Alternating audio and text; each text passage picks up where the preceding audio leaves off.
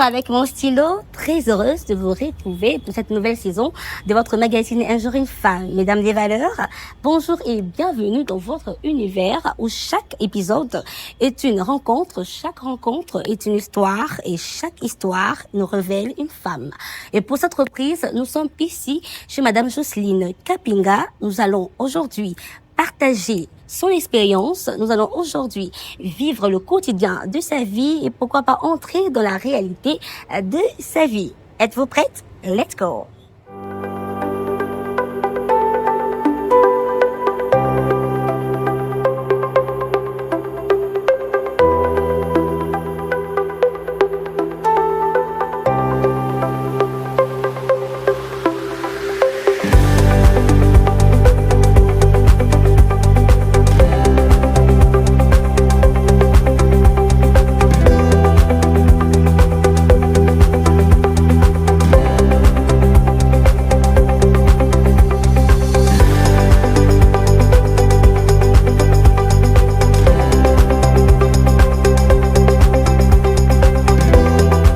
Voilà, comme vous le constatez, je suis ici déjà avec Madame Jocelyne Kapinga Chibangu. Mais la question de savoir qui est réellement Madame Jocelyne Kapinga, eh bien, je vous laisse découvrir ce moment avec elle.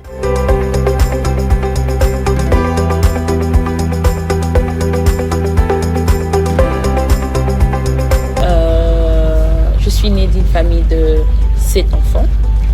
Je suis la deuxième de ma famille. Et mes origines, mon papa est du Grand Kasaï et ma maman est du Bandundu. Alors, je suis femme, mère, épouse, donc je suis mariée, mère de 4 enfants. Et études faites, j'ai des diplômes universitaires. J'ai étudié en Afrique du Sud. Mon premier diplôme universitaire, je l'ai fait en sciences. Et mon deuxième diplôme universitaire, c'était la gestion des affaires et la gestion des entreprises. Là, c'était après ma licence. Voilà.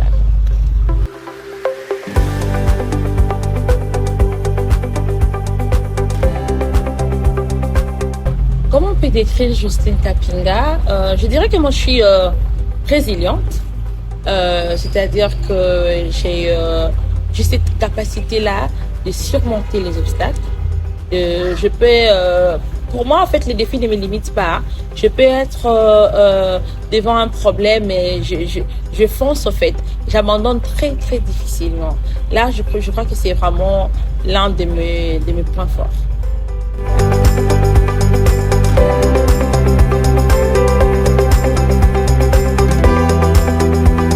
Je suis entrepreneur. Et je suis entrepreneur, je suis coach et j'ai ma propre entreprise et puis je suis aussi j'ai aussi des ONG. J'ai une ONG qui s'appelle AWEP qui veut tout simplement dire African Women Entrepreneurship Program, qui est une organisation, une ONG américaine visant à promouvoir l'entrepreneuriat des femmes. Je suis aussi fondatrice d'une ONG qui s'appelle Grandeur et Espoir. Cette ONG est pour l'autonomisation de femmes, de sourds-muets et de jeunes. Et récemment, nous venons aussi de commencer une structure qui s'appelle Rassemblement des femmes leaders du Congo. C'est une structure qui rassemble plusieurs leaders de femmes congolaises. Voilà en bref.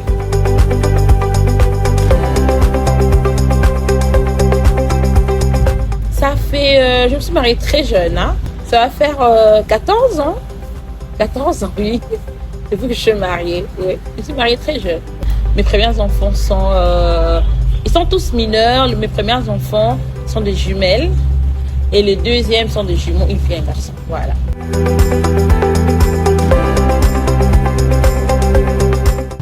Oui, ma maman est vivante. Mon père est décédé depuis 2010.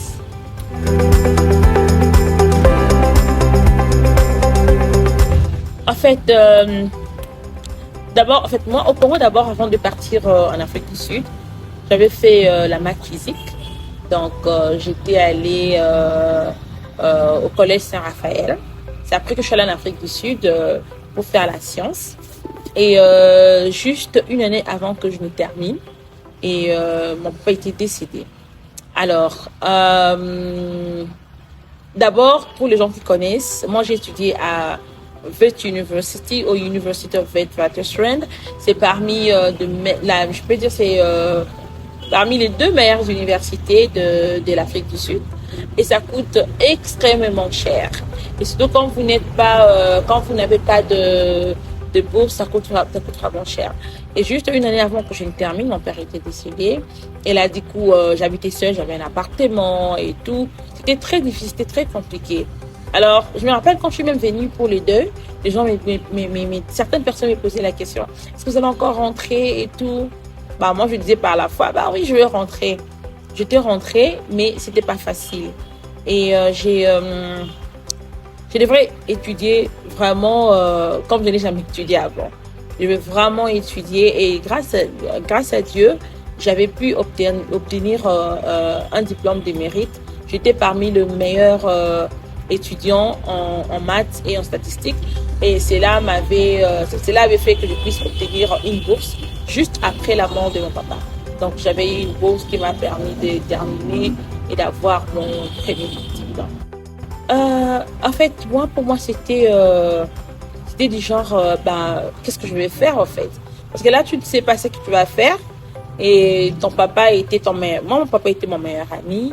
Et mon papa qui payait mes études. En fait, c'est du genre, tu vis dans, c'est comme si c'était une vie incertaine en fait. Tu ne sais pas ce qui va arriver. Pour moi, étant chrétienne, je priais beaucoup. En tout cas, franchement, j'ai prié, j'ai travaillé durement. Parce que moi, je crois que si on combine la prière et le travail, Dieu généralement montre sa main. Et c'est ce qui est arrivé. Donc, en tant qu'une chrétienne, je n'ai pas trop paniqué. Au-dedans de moi, oui, j'avais peur en fait. Mais en tant qu'une femme chrétienne, j'avais vraiment prié. Et je n'ai pas baissé les bras en fait. Je continue à travailler et voilà.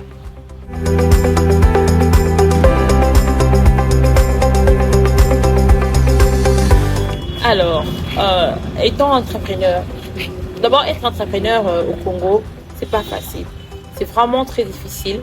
On n'a pas de financement. Et si vous demandez la plupart des entrepreneurs ici au Congo, elles commencent l'entrepreneuriat par leurs propres fonds ou peut-être leurs amis et tout. Parce qu'elle est à la banque comme ça, même si vous avez un bon projet, c'est pas toujours facile, c'est pas toujours évident. Alors, quand j'ai commencé l'entrepreneuriat, j'ai commencé dans le domaine de l'agriculture. Donc, l'agriculture et j'ai une ferme, donc une porcherie, et puis aussi je faisais l'agriculture.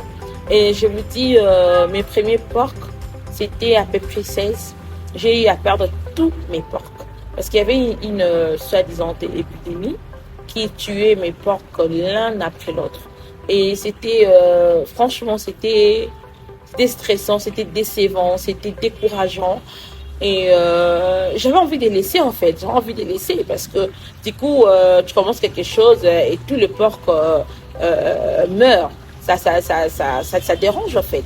Mais gloire à Dieu, quand même, j'avais vraiment le soutien de mon mari qui m'a tellement soutenue moralement, financièrement et vraiment j'ai continué. Maintenant ça marche bien. Du côté vraiment élevage, ça marche bien.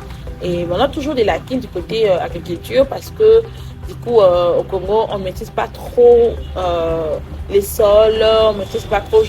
J'ai dû chercher quelques personnes qui disaient qu'ils connaissaient le terrain et tout, mais finalement, je trouve que ça ne marche pas. Et c'est la raison pour laquelle l'une de mes résolutions, c'est moi-même d'aller apprendre l'agriculture, d'aller apprendre comment étudier les sols pour aider aussi d'autres femmes ou d'autres jeunes qui sont dans le même milieu, dans le même cas que moi. Voilà.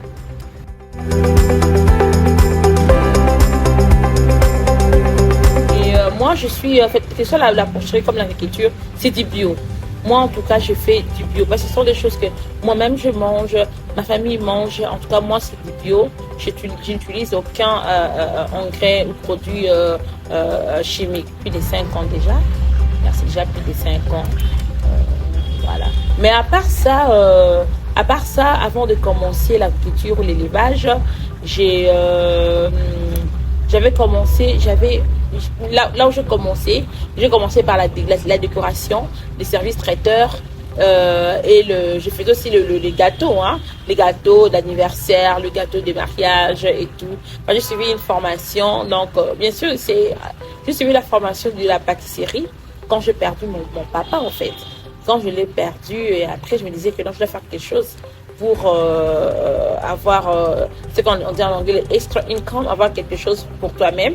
Alors je faisais déjà les gâteaux pour le mariage, les gâteaux pour les anniversaires.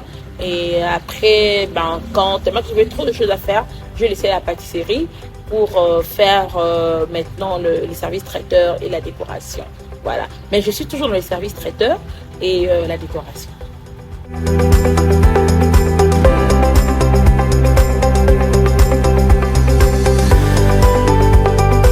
En fait, l'ONG La Grandeur Espoir, je commençais cette ONG, c'était par rapport, d'abord, moi c'est depuis que j'étais beaucoup plus petite, j'avais l'habitude de donner déjà mes habits, mes histoires chaque fin d'année. Et après, j'ai vu qu'il y avait beaucoup de besoins chez les femmes, chez les jeunes et surtout chez les sourds-muets.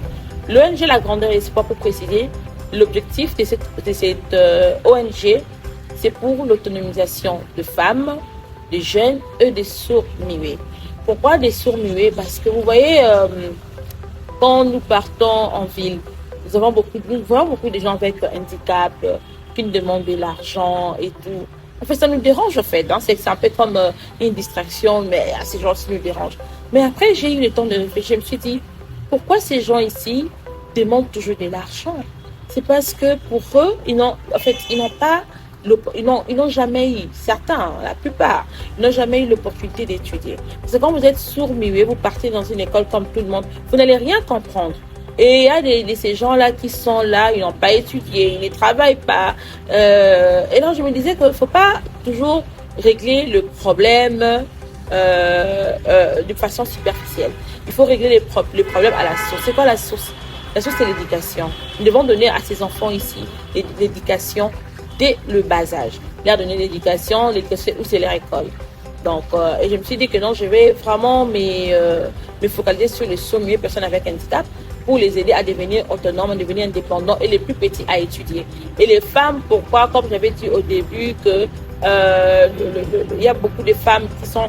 la majorité des gens qui n'ont pas de travail au Congo, ce sont des femmes. Ce sont des femmes et des jeunes. Alors, si nous pouvons encadrer ces femmes-là, si nous pouvons encadrer ces jeunes-là, je suis sûre que nous allons quand même alléger la tâche au niveau de famille. Donc, c'est un peu ça, là où j'ai eu mon idée de commencer l'ONG La Grandeur Espoir. Donc, c'était pour rendre autonome les femmes, les jeunes, les sourds-muets et personnes vivant avec handicap. Voilà. J'ai commencé l'ONG en 2000. Officiellement, je commençais à faire des activités sur le nom de l'ONG en 2020. Non, 2020, pas 2020, 2022. En 2022. Voilà. Mais déjà avant ça, je faisais déjà des actions humanitaires, mais en tant que Jocelyne. C'est après que j'ai commencé à faire toutes mes actions humanitaires sous le nom de l'ONG La Grandeur Espoir. Donc c'est à partir de 2022 que j'ai commencé toutes les activités.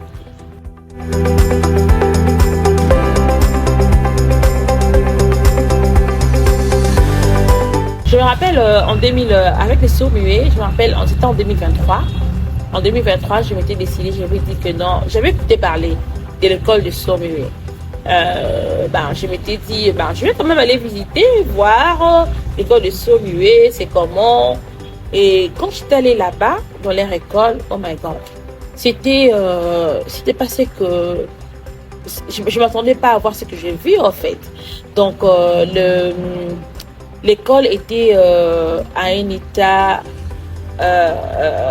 je ne sais pas comment, je manque des mots, mais pour moi, c'était à un état où les élèves ne pouvaient pas étudier. Par exemple, les sanitaires il n'y avait pas de sanitaires. Toutes les toilettes étaient bouchées, il y avait des fosses septiques bouchées. Ça sentait tellement mauvais. Et ce que j'avais fait dans les temps, j'avais rénové complètement les sanitaires. Je vais rénover toute l'école avec mes fonds propres. Je vais rénover l'école juste pour donner à ces enfants-là l'espoir. Et maintenant, actuellement, nous avons commencé un programme de cantine scolaire. C'est juste pour aider les sourds-muets. Et parce que ces enfants-là, généralement, viennent d'une famille un peu démunie. Et alors, avec le système de cantine scolaire, ça les pousse à venir à l'école. Ça les encourage, en fait. Ça les encourage. Vous allez les voir venir à l'école parce qu'ils savent que non, voilà, nous allons manger quelque chose. Jusqu'à là, le cantine scolaire, c'est juste 1 ou 2 fois par semaine. Généralement, c'est les mercredis ou des fois le vendredi aussi. Donc, parce que là, on le fait sous nos fonds propres.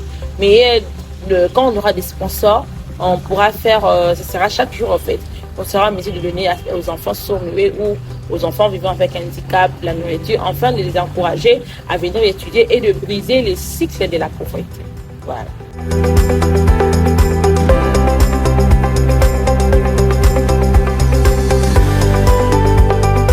On a eu à faire beaucoup d'actions, plusieurs alors. On a eu à faire par exemple un pont à Bumbu. On a eu à faire la réfection d'un hôpital de Michoni à Yolo Sud. On a eu à faire la réfection de la maternité.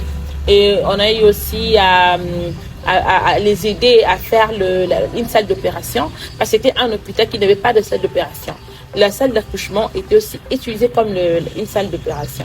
Alors, c'était vraiment inhumain. Une femme qui accouche, après il y a une urgence, on amène notre personne à la même salle. Et ce que j'avais fait, c'était de les aider à faire une salle d'opération et j'avais rénové complètement leur maternité. À part ça, nous avons eu à faire de forage au niveau des Célébao. Nous avons eu à faire des programmes de microcrédit pour les femmes. On donnait des fonds, on donnait la formation aux femmes qui sont vraiment petites entreprises. Hein. On les avait formées après la formation. Nous donnons le microcrédit pour les aider, soit à commencer une activité, soit à essayer un peu d'évoluer, de faire d'évoluer au niveau de leurs entreprises, quoi. Voilà, c'est un peu ça.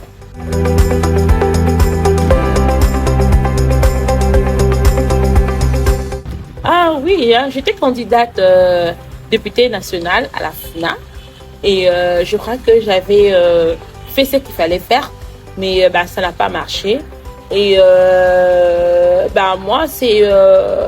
pour moi, c'était pourquoi j'étais candidate, c'était pour changer certaines choses, proposer des lois en faveur de femmes, en faveur de personnes vivant avec handicap et les sourds-muets. Malheureusement, ça n'avait pas marché mais ça m'empêche pas de poursuivre mes objectifs. Cela ne m'a pas empêché de continuer à aider les sourds-muets. Cela ne m'a pas empêché de continuer à encadrer les femmes. Parce que là, du coup, on peut voir, même aujourd'hui, moi j'étais candidate à la FUNA, comme je l'ai dit. Si vous partez, par exemple, sur la route de Tapé, la Kimon, il n'y a plus de route. Il n'y a plus rien. Mais pourtant, on a des députés qui sont là. Je ne sais pas qu'est-ce qu'ils font. Est-ce qu'ils sont là en train de revendiquer vraiment les droits de la population? Pourquoi est-ce qu'on n'a plus de routes? Est-ce qu'on appelle le ministre, le gouverneur pour les interroger? Donc, et puis FUNA, dans FUNA, il y a des communes qui sont vraiment négligées. Donc, plusieurs communes, parce que toutes les communes de la FUNA, toutes les communes sont négligées. Hein. Je parle de Kalamou, quand vous regardez Kimwenza, Mariano, il n'y a pas de route. Vous regardez la route des Bandal. Et vous voyez, Bandal, il n'y a pas de route. Kassavou, vous regardez Selembao, donc Bumbu. Ce sont des communes de la FUNA, les communes où il y a une forte population, mais elles sont vraiment négligées. Et moi, je voulais être députée pour parler pour ces gens-là. Et quand ça n'a pas marché, je me suis dit, c'était pas ça mon objectif. Mon objectif, c'était de faire une différence dans la vie de ces gens ici. Ça ne marche pas, je continue mon objectif et c'est ce que je suis en train de faire actuellement. C'est d'aider les femmes, d'encadrer les femmes, d'aider les personnes avec handicap, les sourds-muets, et voilà.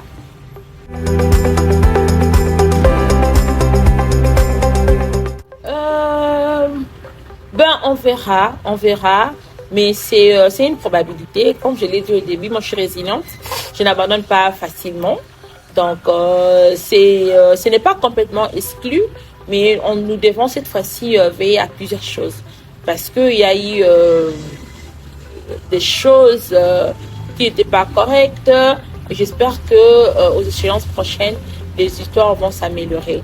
Et c'est par rapport à ça que nous allons vraiment prendre une décision ferme. Mais comme j'avais dit, je suis résiliente, je n'abandonne pas facilement. Et il y a une forte chance que je sois encore candidate, mais on verra. On verra.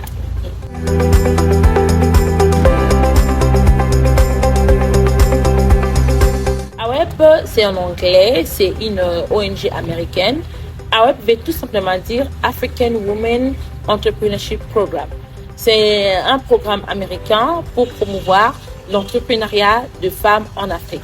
AWEP est représenté dans presque tous les pays en Afrique. Et pour le RDC, moi je suis la présidente. Donc je représente les femmes entrepreneurs congolaises dans AWEP. Voilà. Alors, c'est un peu ça, AWEP. Donc, nous soutenons les femmes entrepreneurs. À AWEP, nous avons fait plusieurs actions. Nous avons organisé beaucoup de formations pour les femmes entrepreneurs. En tout cas, on le fait. Et avant la fin de l'année, on aura encore 2 workshops, 2 séminaires pour les femmes entrepreneurs. Voilà.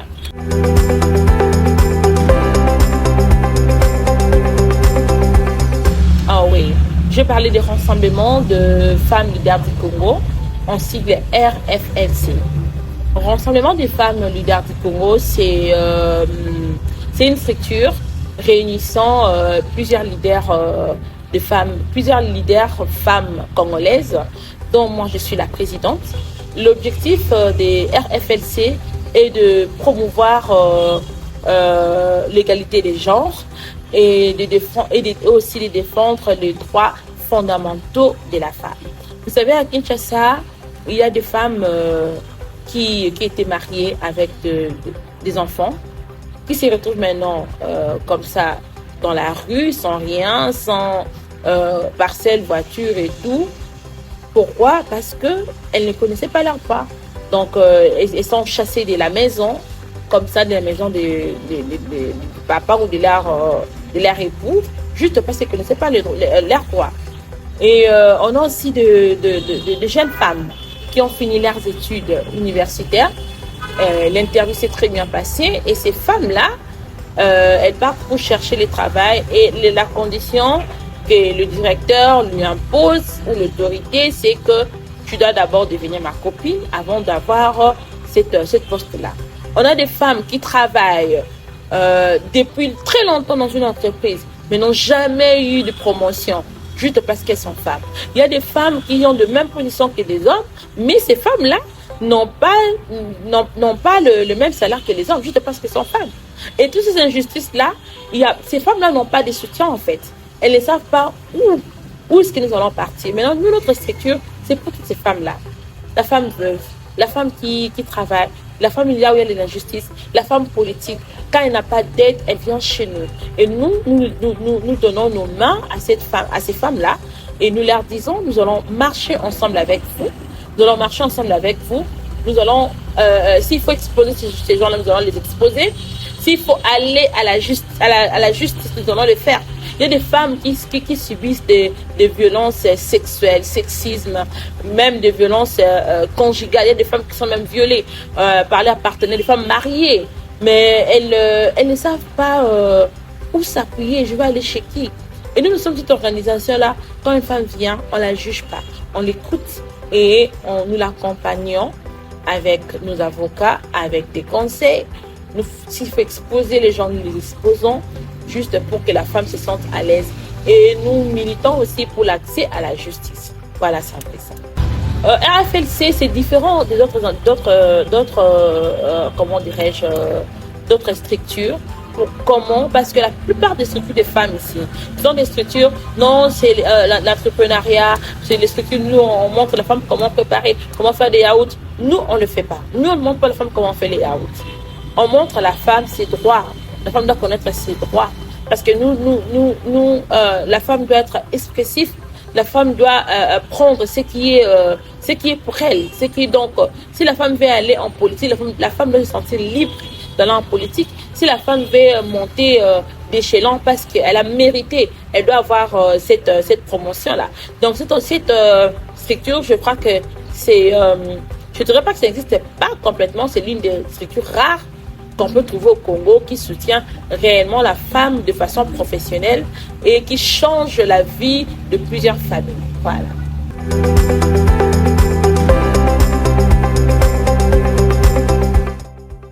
Moi, je dirais que la femme, elle est forte. La femme, elle est forte, mais moi, j'encourage toujours la femme à avoir ce qu'on appelle l'intelligence émotionnelle, c'est-à-dire à savoir gérer ses émotions et celles des autres, et aussi à être résiliente, parce que ça ne sera pas toujours facile. Étant femme, nous sommes en Afrique, ça ne sera pas toujours facile. Vous pouvez être consultante, demander de marcher, vous n'aurez pas toujours ces marchés-là, mais j'encourage aux femmes d'être résilientes, de pousser, de travailler là où il faut travailler, et je suis sûre que ça va aller, je suis sûre que ça va marcher. Ensemble, étant femmes, nous pouvons faire quelque chose. Et je suis sûre que demain, hier on n'avait pas une première ministre femme, aujourd'hui nous voyons une première ministre femme. Et moi je suis convaincue que ça va marcher avec la résilience, avec un peu de confiance en soi. Ça va aller, ça va marcher. Faites confiance en vous. Voilà. Merci beaucoup, madame. Et oui, c'était le parcours brillant de madame Jocelyne Kapina Chibangou. Cette femme a plusieurs casquettes. Mais ce que nous pouvons retenir dans cette histoire, je dois avoir mon stylo. Ce qu'on doit retenir dans cette histoire, femme, restez résiliente, restez déterminée, restez objective et surtout ayez confiance en vous. J'ose croire que cette histoire vous a plu. On se retrouve très prochainement dans un tout nouveau numéro de votre magazine Un jour, une femme. Notre histoire, votre motivation. À bientôt.